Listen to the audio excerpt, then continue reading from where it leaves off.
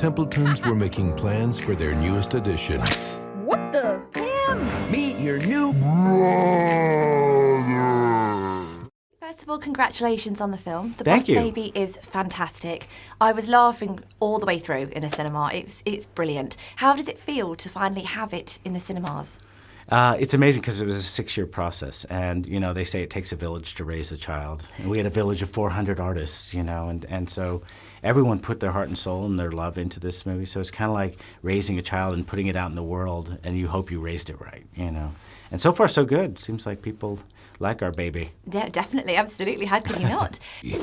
What I loved about the film was the two different worlds that you had. Kind of the eyes of the world through the children with the imagination, the action, the adventure, and then the complete opposite with the adults. Do you think that the adults of the world are ever going to look at their babies in the same way ever again after watching this film? I don't know. You know, it's interesting. You know, I think, you know, you bring up a really great point is like as adults we forget that we used to be kids with active imaginations.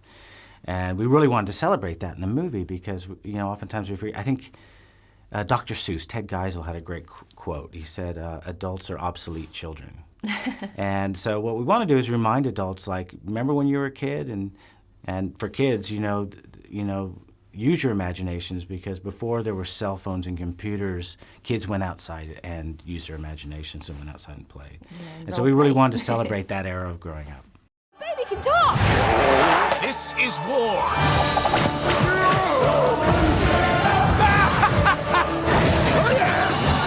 Let go, you little... Look, the kids are finally getting along. That's nice. And do you think with this film that in the future the parents are going to refer to the Boss Baby if the children ever ask the dreaded question of, Mom, Dad, where do babies come from? Do you think they'll be saying, oh, just watch the Boss Baby, you know, have a look at that instead, try and buy Hopefully a few not years? on their iPad and just go, here you go, kid. This will babysit you for a while. That's not the point. You know, I think like, I think, you know, if kids, brothers and sisters can come out of the movie with their arm around each other and realize that they don't have to compete for love, then that's a big win, you know. And you feel like, okay, we did our job, you know, because it's a real fear with kids, you know, and that they think that all the love is going to go to their brother or sister. And love is not something to be bartered and traded. It's actually something that you share with everybody. And when you give it, you get it back tenfold. Yeah. That's kind of the message of the movie. It is a lovely message, and I think it's nice to see how the characters evolve throughout the film. I mean, I know that when I was younger and I was brought home, my big sister said to my mum, take her back to the shop, Mummy, we don't want her, take her back to the shop. So it's one of those things where, unfortunately, children do sometimes feel that way. But was it important to you to make the characters evolve in that way? To try and get past that? It's the most universal character arc when you're telling a story about two people that really kind of hate each other that have to learn to love each other, and they do. And it's kind of like with myself and my brother who's 2 years older, we were very competitive, and you go through war together sometimes, and we came out the other side having that strong family bond. And if you're lucky enough to have that, you know, there's no stronger bond in the universe. If I don't succeed with this mission, I will live here forever with you. Okay, I will help you, but just to get rid of you. Deal.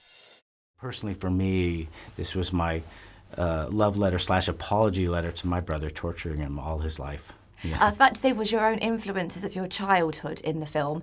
Yeah, because I grew up in the 60s, 70s, 80s, more 70s, and there weren't tablets and cell phones, and you did have to use your imagination. My brother and I, our backyard would become the jungle or become another planet, and so there's a lot of that influence of just the celebration of imagination. And has your brother seen the film and did he enjoy it? He did, and in New York, and I just watched him watch it. I think I was staring down the aisle watching him, and just to see how he'd react, and he teared up, which was great. And for me, that's a big win. That was my personal goal.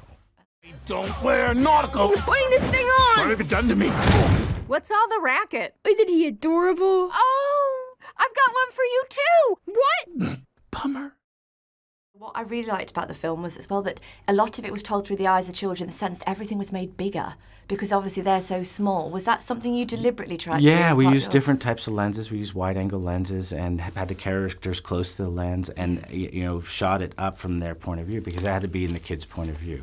And we were very literal to Tim's point of view throughout the whole movie, and it kind of drove our storytelling as well. Yeah, and of course we can't not talk about Alec Baldwin in the film. He is fantastic. I didn't realise he could be so funny just by expressing his voice through the film.